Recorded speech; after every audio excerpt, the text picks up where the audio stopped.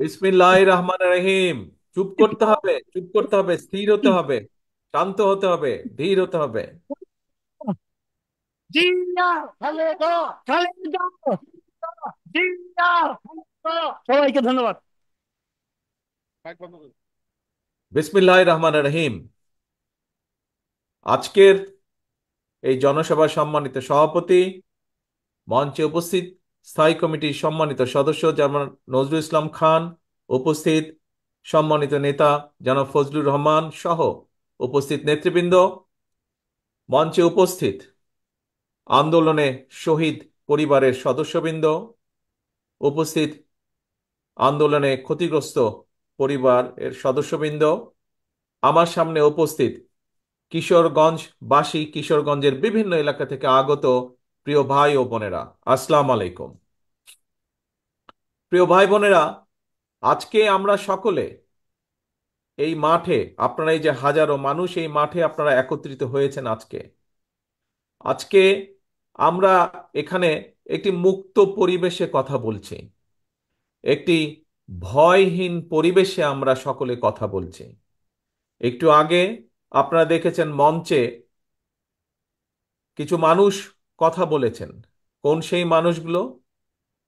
যেই মানুষগুলো স্বজনদেরকে তারা হারিয়েছেন বিগত স্বৈরাচার আন্দোলনের সময়। আমরা কিছু মানুষের বক্তব্য শুনেছি যারা নিজেরা শারীরিকভাবে ক্ষতিগ্রস্ত হয়েছেন, নির্যাতিত হয়েছেন, অত্যাচারিত হয়েছেন বিগত স্বৈরাচারের বিরুদ্ধে আন্দোলনের সময়। প্রিয় ভাই বোনেরা, এই যেই মানুষগুলোর কথা আমরা শুনেছি, সেই মানুষগুলোকে সম্মান জানানোর জন্য, শ্রদ্ধা জানানোর জন্য, সেই শহীদ পরিবারের স্বজনদেরকে, শহীদ পরিবারের সদস্যদেরকে সম্মান জানানোর জন্য আজ আমরা সকলে একত্রিত হয়েছি। এই যে যেই ভয়হীন পরিবেশে আজ আমরা এখানে আলাপ করছি, কথা বলছি, একত্রিত হয়েছি, সমবেত হয়েছি, এই শঙ্কামুক্ত পরিবেশে যে আমরা আজ একত্রিত হয়েছি, এই সময়টার জন্য বিগত 17 বছর এই দেশের মানুষকে অপেক্ষা করতে হয়েছে। এই পরিবেশটির জন্য দীর্ঘ 17 বছর এই দেশের মানুষকে আত্মত্যাগ করতে হয়েছে, সংগ্রাম করতে হয়েছে, প্রতিবাদ প্রতিরোধ গড়ে তুলতে হয়েছে। প্রিয় ভাই বোনেরা, আজকে এই কিশোরগঞ্জ জেলাতেই আমরা আমাদের 16 জন মানুষকে হারিয়েছি,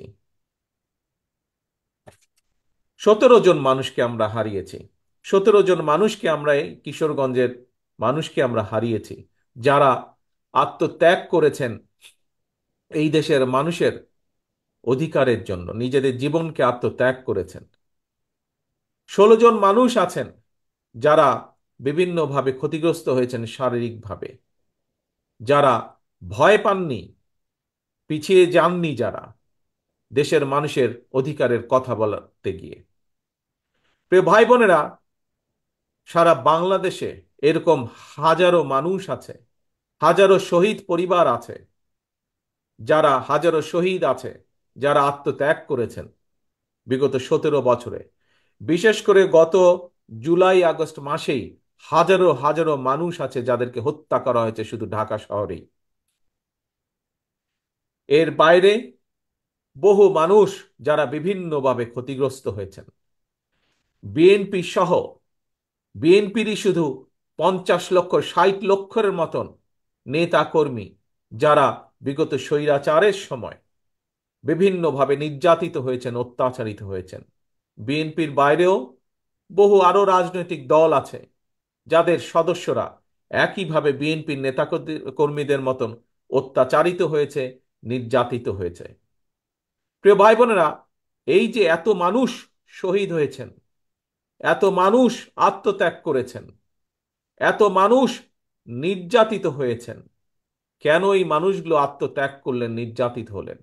কারণ একটাই, এই মানুষগুলো বাংলাদেশের মানুষের, সাধারণ মানুষের রাজনৈতিক অধিকার নিশ্চিত করতে চেয়েছিল।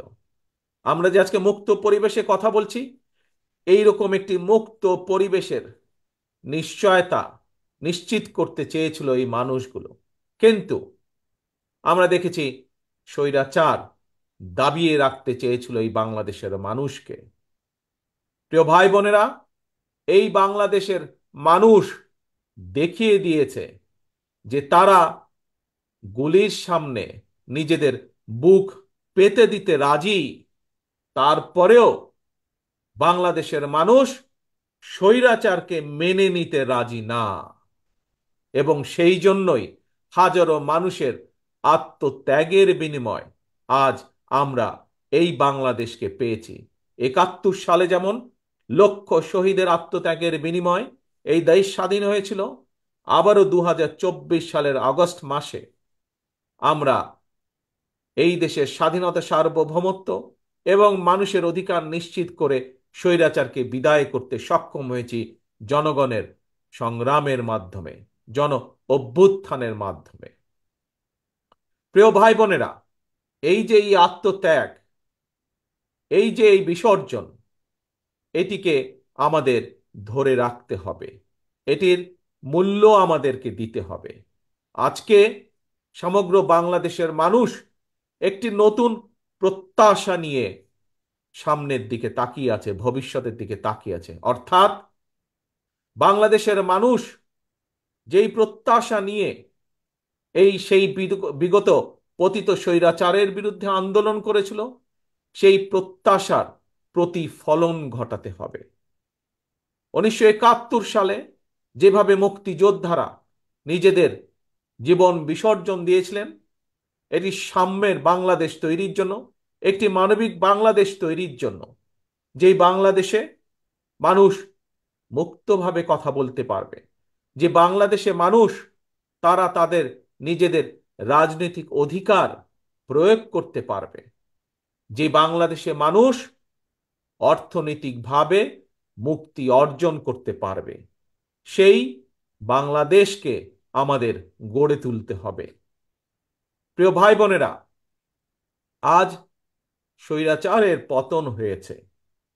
স্বৈরাচারের পতন হবার পরেও স্বৈরাচারের কিছু প্রেতাত্মারা কিন্তু এখনো দেশে রয়ে গিয়েছে। আমরা বারে বারে বলেছি, আমরা বারে বারে বলছি, আবারও বলেছি, আবারও বলতে চাই যে আজকে লাখো জনতার আত্মত্যাগের বিনিময় যে অন্তর্বর্তীকালীন সরকার প্রতিষ্ঠিত হয়েছে, এই সরকার জনগণের রাজনৈতিক যে প্রত্যাশা, জনগণের রাজনৈতিক যে অধিকার, যার জন্য বাংলাদেশের মানুষ বিগত ১৭ বছর ধরে সংগ্রাম করছে, সেই অধিকার যাতে সঠিকভাবে প্রতিষ্ঠিত হয়, তার জন্য তারা পদক্ষেপ গ্রহণ করবে। কিন্তু কিন্তু এটিও সতর্কভাবে খেয়াল রাখতে হবে আমাদেরকে যে তারা এই কাজটি, জনগণের এই কাজটি করতে গিয়ে, জনগণের রাজনৈতিক অধিকার প্রতিষ্ঠা যে কাজ, সেটি করতে গিয়ে এমন কোনো পরিস্থিতির উদ্ভব যেন না হয় যাতে করে অন্য স্বৈরাচার আবার কোনো ষড়যন্ত্র করার সুযোগ পায়। স্বৈরাচারের প্রেতাত্মারা বসে নেই, তারা তাদের ষড়যন্ত্রকে অব্যাহত রেখেছে। কাজে প্রিয় ভাই বোনেরা, গণতন্ত্রের পক্ষের সকল রাজনৈতিক দল, গণতন্ত্রের পক্ষের প্রতিটি মানুষকে আজ সতর্ক থাকতে হবে, সজাগ থাকতে হবে। একইভাবে যেরকম আমরা এই অন্তর্বর্তীকালীন সরকারকে সহযোগিতা করব, একই সাথে আমাদেরকে এটাও বলবে যে কোথায় কি সমস্যা হচ্ছে এবং কিভাবে তার সমাধান করতে হবে, সেই সহযোগিতা আমাদের তাদেরকে দিতে হবে। প্রিয় ভাই বোনেরা, আজকে সমগ্র বাংলাদেশের মানুষ প্রত্যাশা করছে, কি প্রত্যাশা করছে? যে তাদের প্রিয় দল, বাংলাদেশ জাতীয়তাবাদী দল বিএনপি, ইনশাল্লাহ জনগণের সমর্থন নিয়ে আগামীতে সরকার গঠন করতে সক্ষম হলে বাংলাদেশের মানুষের প্রত্যাশার যেই বাংলাদেশ, সেই প্রত্যাশার বাংলাদেশ গড়ে তোলার কাজ করবে। প্রিয় ভাই বোনেরা, গত কয়েকদিন ধরে আমি একটি কথা বলেছি, নিশ্চয়ই আপনারাও সেই কথাগুলো শুনেছেন, বিভিন্ন জনসভায় আমি বলেছি। আজ আপনাদের সামনেও সেই কথা বলতে চাই। আমরা একটি পর্যায় অতিক্রম করে এসেছি, যেই পর্যায়টা ছিল স্বৈরাচারের পতন ঘটিয়ে দেশের মানুষের কে মুক্ত করা। প্রিয় ভাই বোনেরা, স্বৈরাচারের পতন হয়েছে, বাংলাদেশের মানুষ স্বৈরাচার মুক্ত হয়েছে। একটু আগেই আমি বলেছি, স্বৈরাচারের পতন হয়েছে বলেই সকল বিপদ কেটে যায়নি, এখনো সামনে বিপদ আছে। আমাদেরকে এই ব্যাপারে সতর্ক থাকতে হবে। কিন্তু এর পাশাপাশি আমাদেরকে দেশ গড়ে তুলতে হবে, দেশকে ঐক্যবদ্ধ করতে হবে, দেশকে সামনে নিয়ে যেতে হবে। পৃথিবীর বুকে বাংলাদেশকে গড়ে তুলতে হবে একটি সম্ভাবনাময় দেশ, একটি সম্ভাবনাময় জাতি হিসাবে। প্রিয় ভাই বোনেরা, আমার বক্তব্যে আমি বলেছি যে শুধুমাত্র রাজনৈতিক মুক্তি হলে, রাজনৈতিক অধিকার প্রতিষ্ঠা হলেই সকল কিছু হয়ে যায় না। রাজনৈতিক ক্ষমতা অর্জন, রাজনৈতিক অধিকার প্রতিষ্ঠা পাশাপাশি আমাদেরকে বাংলাদেশের মানুষের অর্থনৈতিক মুক্তির সংগ্রামেও জয় যুক্ত হতে হবে। বাংলাদেশের মানুষের অর্থনৈতিক সংগ্রামেও আমাদেরকে জয় পেতে হবে। তাহলেই একমাত্র আমরা আমাদের যে আন্দোলন, সেইটির কাঙ্ক্ষিত লক্ষ্যে আমরা পৌঁছতে সক্ষম হব। প্রিয় ভাই বোনেরা, বাংলাদেশ, আমি বিশ্বাস করি দৃঢ়ভাবে, আমার সাথে বাংলাদেশের বহু লক্ষ কোটি মানুষ বিশ্বাস করে, বিশেষ করে আজকের তরুণ প্রজন্মের যারা সদস্য, তারা সকলেই বিশ্বাস করেন কি, যে এই বাংলাদেশটি এবং বাংলাদেশের মানুষ একটি সম্ভাবনাময় জাতি। এই বাংলাদেশ একটি সম্ভাবনাময় দেশ। শুধু প্রয়োজন সঠিক পরিকল্পনা, শুধু প্রয়োজন সঠিক নেতৃত্বের। প্রিয় ভাই বোনেরা, যদি আমরা রাজনৈতিক ক্ষমতা অর্জনের মাধ্যমে আমরা যদি সঠিক মানুষগুলোর হাতে এই দেশ এবং জাতির নেতৃত্ব তুলে দিতে সক্ষম হই, এই দেশের মানুষকে যদি আমরা সুযোগ করে দিতে পারি যে কারা তাদের নেতৃত্ব দিবে, সেই দায়িত্ব যদি আমরা মানুষের হাতে তুলে দিতে পারি, আমি ব্যক্তিগতভাবে বিশ্বাস করি তাহলে সেই দায়িত্বপ্রাপ্ত সঠিক ব্যক্তিবর্গ, সঠিক ব্যক্তিগণ এই জাতিকে সঠিকভাবে নেতৃত্ব দিতে পারবে। যেই নেতৃত্বের মাধ্যমে এই দেশের মানুষ একদিকে যেমন রাজনৈতিক অধিকার প্রতিষ্ঠিত করতে পারবে, একই সাথে অর্থনৈতিক মুক্তিও অর্জন করা সম্ভব সেই সঠিক ব্যক্তিদের নেতৃত্বের মাধ্যমে। প্রিয় ভাই বোনেরা, বাংলাদেশের প্রত্যেকটি, সমগ্র বাংলাদেশ যেমন একটি সম্ভাবনাময় দেশ, ঠিক একইভাবে আমি বিশ্বাস করি বাংলাদেশের প্রতিটি অঞ্চল, প্রতিটি জেলা একটি সম্ভাবনাময় এলাকা। আমরা আজ কিশোরগঞ্জে এই জনসভাটি অনুষ্ঠিত হচ্ছে আমাদের, আমরা যদি কিশোরগঞ্জে দেখি, আমার সামনে যত আপনারা হাজার হাজার যে মানুষ আজ এখানে উপস্থিত হয়েছেন, এই জনসভায় উপস্থিত হয়েছেন, প্রায় প্রত্যেকে আপনারা এখানে, হয়তো দু চারজন অন্য জেলার মানুষ থাকতে পারেন, কিন্তু অধিকাংশ মানুষ এখানে কিশোরগঞ্জ জেলার মানুষ। কিশোরগঞ্জ জেলার সম্পর্কে আমি, কিশোরগঞ্জ জেলা যে কিভাবে একটি বাংলাদেশের মধ্যে অন্যতম একটি সম্ভাবনাময় জেলা, আমি দু একটি কথা দিয়ে আপনাদের সামনে তুলে ধরতে চাই। প্রিয় ভাই বোনেরা, বোরো মৌসুমে আপনাদের এখানে প্রচুর ধান হয়। আপনারা কি জানেন, আপনারা কি জানেন যে এই যে হাওর এলাকায় বোরো মৌসুমে যে প্রচুর যে ধান হয়, আর বোরো মৌসুমে শুধু আপনারা যে ধান উৎপাদন করেন শুধুমাত্র কিশোরগঞ্জ জেলায়, সেটি সমগ্র বাংলাদেশের ভিতরে যে ধান উৎপাদিত হয় তার 16% ধান আপনারা উৎপাদিত করেন। তার মানে দেখুন কত সম্ভাবনাময় একটি জেলা। সমগ্র দেশের 16% ধান একটি অঞ্চলেই আপনারা উৎপাদিত করেন। যদি সঠিক পরিকল্পনা গ্রহণ করা সম্ভব হয়, সঠিক পরিকল্পনা গ্রহণ করা যায় যদি এই ধান যেই কৃষক ভাইয়েরা উৎপাদন করছেন তাদেরকে যদি রাষ্ট্রের পক্ষ থেকে সঠিকভাবে সহযোগিতা প্রদান করা যায়, তাহলে এই 16%কে আমরা আরো বেশি, হয়তো 20% আমরা করতে সক্ষম, 25% আমরা করতে সক্ষম, কৃষকদেরকে সঠিকভাবে যদি সহযোগিতা করতে সক্ষম হই আমরা। প্রিয় ভাই বোনেরা, আসুন এবার কিশোরগঞ্জের আরেকটি সম্ভাবনার দিক আমরা দেখি। এখানকার যে অষ্টগ্রাম বলেন, ইটনা বলেন, মিঠাপুকুর বলেন, এই এলাকার যে বিশাল হাওর আছে, এই হাওরে বিভিন্ন প্রকারের মাছ উৎপাদিত হয়। এখানে বাংলাদেশের যে মিঠা পানির যে মাছের চাহিদা, এই মাছের চাহিদার বিশাল ভান্ডার হচ্ছে এই এলাকাটি। এখানে রুই বলেন, কাতল বলেন, বোয়াল বলেন, আইল বলেন, বিভিন্ন প্রজাতির মাছ এই হাওর এলাকা হয়। প্রিয় ভাই বোনেরা, বিদেশে এই মাছ কেন আমরা রফতানি করতে সক্ষম হব না? আজকে যদি আমাদের গার্মেন্ট শিল্পের পোশাক রফতানি করে যদি বাংলাদেশ কোটি কোটি বৈদেশিক মুদ্রা বছরে অর্জন করতে সক্ষম হয়, তাহলে কেন আমরা কোনোদিন, যদি আমরা সঠিকভাবে পরিকল্পনা গ্রহণ করতে সক্ষম হই, যদি আমরা মৎস্য চাষী যারা আছেন তাদেরকে যদি সঠিকভাবে রাষ্ট্রের পক্ষ থেকে সহযোগিতা দেওয়া যায়, তাহলে গার্মেন্টস শিল্পর মাধ্যমে যেমন বিশ্বে বাংলাদেশের একটি পরিচিতি, ঠিক একইভাবে মাছ রফতানি করেও আমরা বাংলাদেশে কে পরিচিত করে দিতে পারবো বিশ্বের দরবারে। প্রিয় ভাই বোনেরা, আমাদেরকে বিষয়টি এভাবে চিন্তা করতে হবে।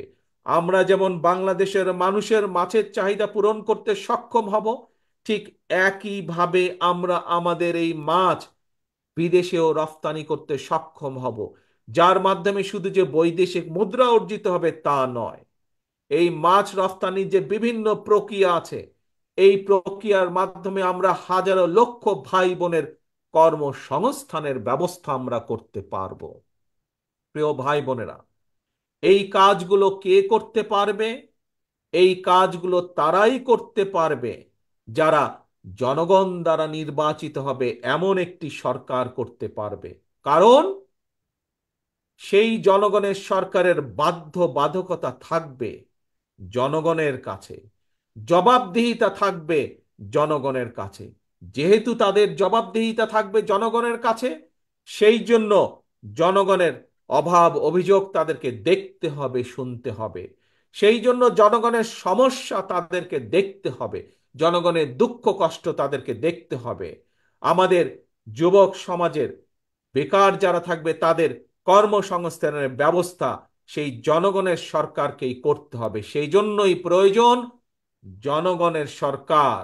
সেই জন্যই বাংলাদেশে প্রয়োজন বাংলাদেশের মানুষের কাছে জবাবদিহিমূলক একটি সরকার, যারা বাধ্য থাকবে জনগণের কাছে।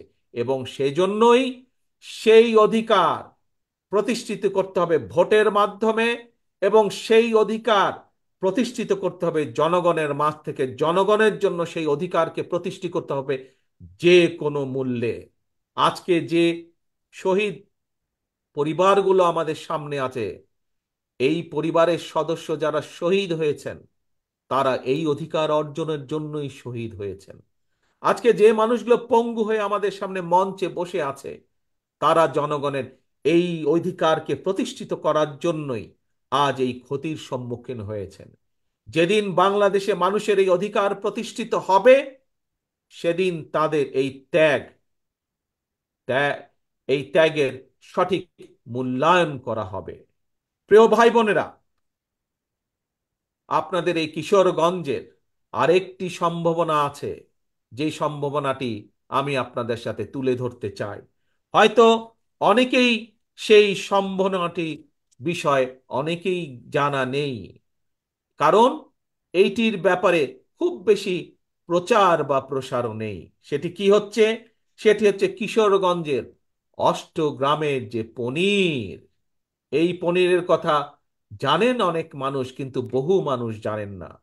এই পনিরকে আমরা বিশ্বে পরিচিত করতে পারি, এই পনিরের উৎপাদনের মাধ্যমে যদি সঠিক সঠিক পরিকল্পনা গ্রহণ করা হয়, তাহলে বিশ্বের বুকে এই পনিরকে আমরা ছড়িয়ে দিতে পারি। এবং বিশ্বের বুকে ছড়িয়ে দিয়ে যেমন আমরা সুনাম অর্জন করতে পারি শুধু পনির ছড়িয়ে দেওয়ার মাধ্যমে, সবচেয়ে বড় যে বিষয়টি অর্জিত হবে এর মাধ্যমে, বহু ভাই বোনের কর্মসংস্থানের ব্যবস্থা করতে আমরা সক্ষম হব। প্রিয় ভাই বোনেরা, আমি আগেই বলেছি, বাংলাদেশ জাতীয়তাবাদী দল বিএনপির প্রধান যেই লক্ষ্য, একটি হচ্ছে জনগণের জনগণের রাজনৈতিক অধিকার প্রতিষ্ঠার সংগ্রাম। একই সাথে আরেকটি যে প্রধান লক্ষ্য, সেটি হচ্ছে জনগণের অর্থনৈতিক মুক্তি অর্জন। আমরা জনগণকে সমগ্র বাংলাদেশের, আমরা স্বৈরাচারের আমলে দেখেছি তাদের কিছু কিছু লোককে তারা অনেকভাবে অনেক কিছু করেছে।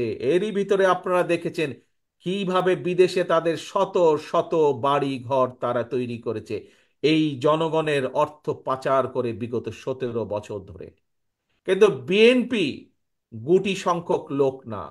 বিএনপি চায়, বাংলাদেশ জাতীয়তাবাদী দল চায়, এই যে আপনারা আজকে মাঠে যে হাজার হাজার মানুষ যারা এখানে উপস্থিত হয়েছেন, আপনাদের মতন সারা বাংলাদেশে এরকম গ্রামে গঞ্জে ছড়িয়ে থাকা যে কোটি কোটি মানুষ, সাধারণ মানুষ আছে, প্রত্যেকটি মানুষকে অর্থনৈতিকভাবে শক্তিশালী বুনিয়াদের উপরে বিএনপি মানুষকে প্রতিষ্ঠিত করতে চায়। এটি হচ্ছে বাংলাদেশ জাতীয়তাবাদী দলের অন্যতম লক্ষ্য। প্রিয় ভাই বোনেরা, এখন আপনাদের সামনে আমি আমার একটি ইচ্ছার কথা তুলে ধরতে চাই। একজন রাজনৈতিক কর্মী হিসাবে এইখানে মঞ্চে যেমন আমার বহু নেতৃবৃন্দ বসে আছেন, প্রত্যেকটি নেতৃবৃন্দ, প্রত্যেকটি কর্মী, রাজনৈতিক কর্মীর মনের মধ্যে কিন্তু একটি বাসনা থাকে, ইচ্ছা থাকে। কি সেটি? যে একজন রাজনৈতিক কর্মী হিসাবে যখন তার সামনে সুযোগ আসবে, সে তার এলাকার জন্য, সে তার এলাকার মানুষের জন্য কিছু কাজ করতে চায়। হয়তো কেউ কেউ তার যেই মাপের কর্মী বা যেই মাপের নেতা, সে সেভাবে চিন্তা করার চেষ্টা করে। কেউ চায় তার এলাকার, সে যদি সুযোগ পায় তাহলে তার এলাকার একটি রাস্তা সে তৈরি করবে। কেউ চায় সে যদি সুযোগ পায়, তার পক্ষে যদি সম্ভব হয়, এলাকার মানুষের সমস্যা হয়তো একটি ব্রিজ, সেই ব্রিজটি তৈরি করবে। কেউ চায় স্কুল স্থাপন করতে, কেউ চায় হাসপাতাল স্থাপন করতে এলাকার মানুষের জন্য।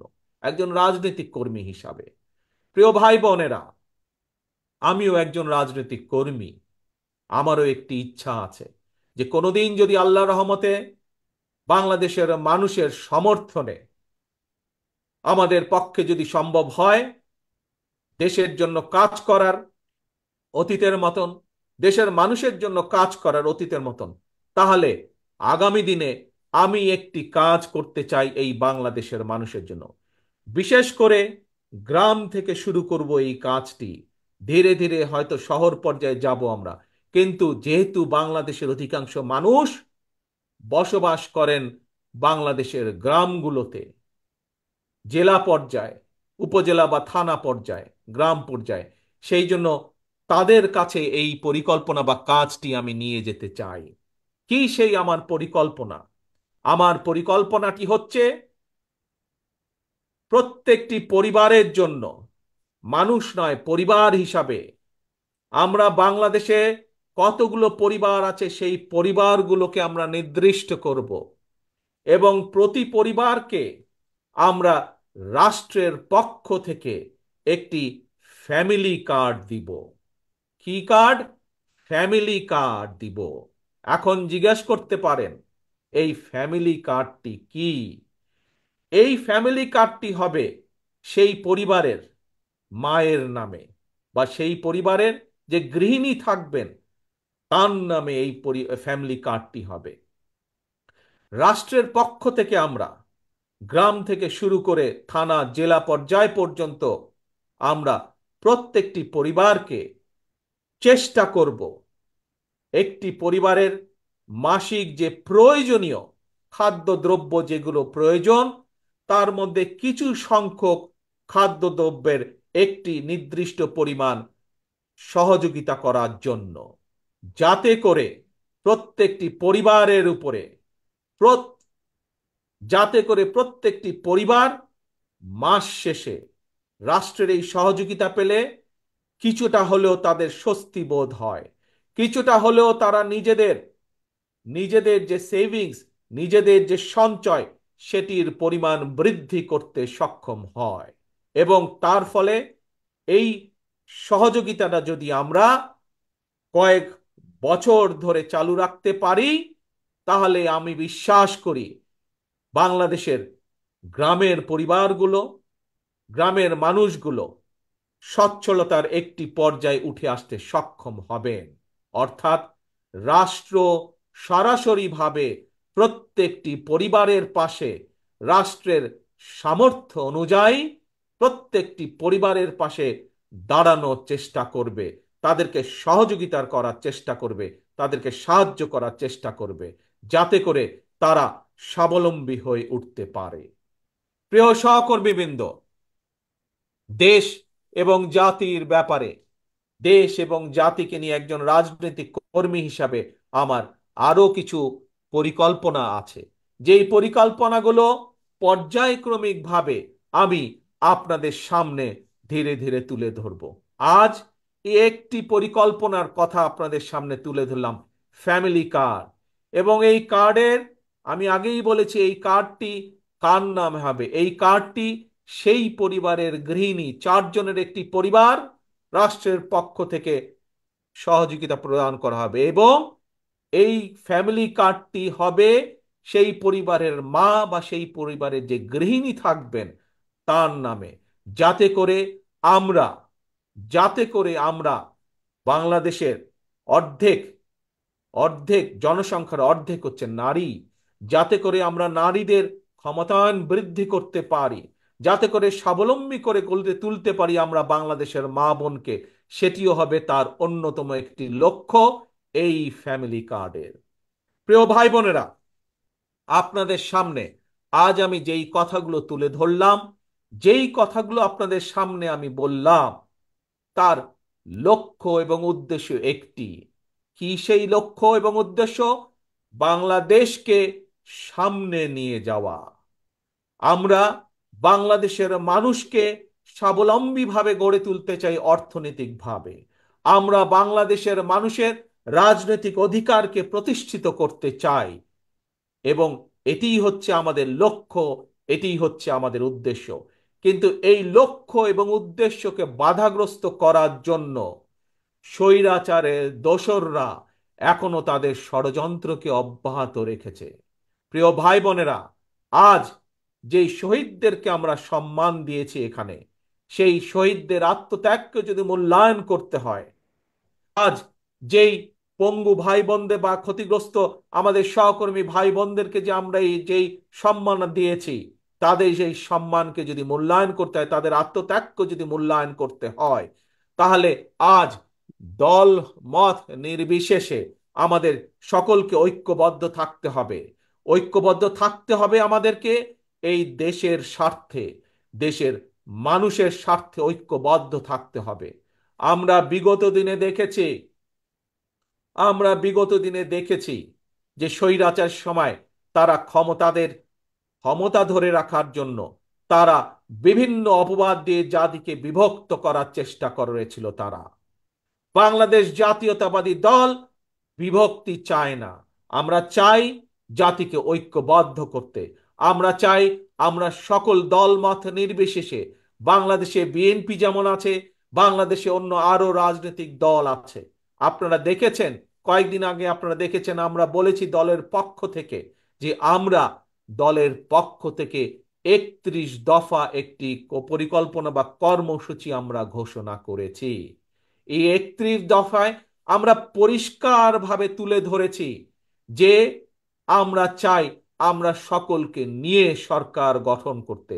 আমাদের সাথে বিশেষ করে আমাদের সাথে বিগত 17 বছরের স্বৈরাচার বিরোধী আন্দোলনের সময় যে সকল রাজনৈতিক দলগুলো আমাদের সাথে ছিলেন, যে সকল রাজনৈতিক দলের নেতৃবৃন্দ আমাদের সাথে ছিলেন এবং এখনো আছেন, আমরা চাই দল মত নির্বিশেষে সকলকে নিয়ে এই জাতি গঠন করতে, সকলকে নিয়ে এই দেশকে পুনর্গঠন করতে। প্রিয় ভাই বোনেরা, প্রিয় ভাই বোনেরা, দেশনেত্রী খালেদা জিয়া একটি কথা বলেছিলেন যে এই দেশের বাইরে দেশনেত্রী খালেদা জিয়ার কোনো ঠিকানা নেই। বাংলাদেশের বাইরে দেশনেত্রী খালেদা জিয়ার কোনো ঠিকানা নেই। দেশনেত্রীর খালেদা জিয়ার সন্তান হিসাবে আজ আপনাদের সামনে একইভাবে আমিও বলতে চাই, বাংলাদেশের বাইরে আমার কোনো ঠিকানা নেই। কাজেই এই দেশই আমার ঠিকানা, এই দেশই আমার প্রথম ঠিকানা, এই দেশই আমার শেষ ঠিকানা। কাজেই এই দেশকে জন্য আমরা, এই দেশের মানুষের ভালো কিছু করার জন্য আমাদের সকল প্রকার সকল প্রকার আমাদের সব সব রকম প্রচেষ্টা আমাদের থাকবে। প্রিয় ভাই বোনেরা, কাজেই এই দেশই আমাদের প্রথম, এই দেশই আমাদের শেষ বাংলাদেশ। আসুন আজকে আমরা এখানে সকলে মিলে প্রতিজ্ঞা গ্রহণ করি। কি সেই প্রতিজ্ঞা? যেই শত হাজার মানুষ আত্মত্যাগ করেছেন স্বৈরাচারকে বিদায়ের জন্য, যেই হাজারো মানুষ নিজেদের ক্ষতির সম্মুখীন হয়েও দমে যাননি স্বৈরাচারকে বিদায় করার জন্য, সেই মানুষগুলোকে সম্মাননা জানিয়ে, সেই মানুষগুলোর আত্মত্যাগকে মূল্যায়ন করে আমরা সকলে ঐক্যবদ্ধ থাকি। কেউ যাতে আমাদের ঐক্য নষ্ট করতে না পারে, কেউ যাতে আমাদেরকে পিছিয়ে দিতে না পারে, সেই ব্যাপারে আমাদেরকে সজাগ থাকতে হবে, সেই ব্যাপারে আমাদেরকে সতর্ক থাকতে হবে। প্রিয় ভাই বোনেরা, আবারও আসুন আমরা আমাদের প্রত্যাশিত বাংলাদেশকে গড়ে তোলার জন্য, আমাদের সেই প্রত্যাশিত মুক্তি যা আমরা অর্জন করেছি সেটিকে ধরে রাখার জন্য আমরা আবারও সকলে যাতে ঐক্যবদ্ধ থাকতে পারি, যে কোনো মূল্যে আমরা ঐক্যবদ্ধ থাকতে পারি, সেই প্রত্যাশা রেখে আমি আমার বক্তব্য শেষ করছি। ইনশাল্লাহ আপনাদের সাথে আবারও দেখা হবে, আবারও কথা হবে। আল্লাহ হাফেজ। বাংলাদেশ জিন্দাবাদ। বাংলাদেশ জাতীয়তাবাদী দল জিন্দাবাদ।